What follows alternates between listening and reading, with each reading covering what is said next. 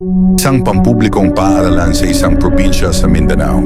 Kilala ito sa laki ng lupa, dami ng puno, at isang lumang chapel sa likod na hindi na ginagamit. Madilim, puno ng alikabok, at halos nakalimutan na ng lahat. Ako si Ray, grade 12 student. Isang hapon habang naglilinis kami ng school grounds para sa brigada eskwela, tinuro ng janitor ang chapel. Walang papasok dyan ha, lumana at saka may bantay yan. Nagkatinginan lang kami, isa sa mga kaibigan ko si Jomar ang medyo pasaway. Nilapitan niya ang chapel at sumilip sa sirang bintana. Tumakbo siya pabalik sa amin, namumutla. May nakita akong lalaking nakasuot ng sutana pero wala siyang ulo. Tawanan lang kami hanggang sa nakita naming may rosaryo sa bulsa niya. Hindi sa kanya. Mabigat, bakal, luma. Kinagabihan, nanaginip si Jomar. Sa panaginip niya, may isang paring putol ang ulo na lumalapit sa kanya. Walang boses pero may bulong. Ibalik mo ang sa akin. Kinabukasan, absent si Jomar. Pumunta kami sa bahay nila. Nanginginig siya, may lagnat, ayaw magsalita.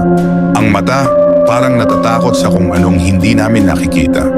Sinubukan naming isuli ang rosaryo, pero pagbalik namin sa chapel, nawawala na ito. Sa halip, may sulat sa lumang altar. Huli na ang lahat, isa-isa kayong tatawagin.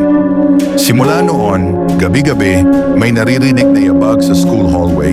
Minsan, may dumadaan sa likod ng mga CR mirror. Minsan, may nawawala. Hanggang sa isang gabi, habang nasa classroom kami para sa overnight practice, may biglang kumatok.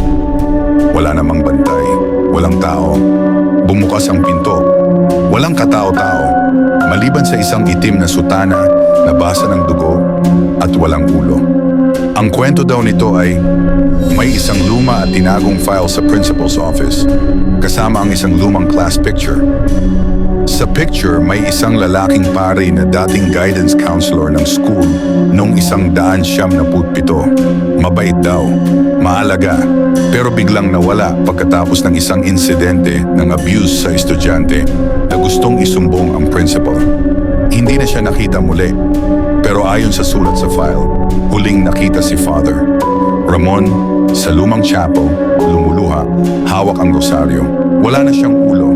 Sabi ng janitor noon, binalikan siya ng mga niloko niya. Ang chapel ay naging libingan, ang paaralan ay naging taguan ng lihim. At ngayon, taga-sundo na ang paring walang ulo. Next time mag-overnight kayo sa school, siguraduhin mong hindi ka ang susunod.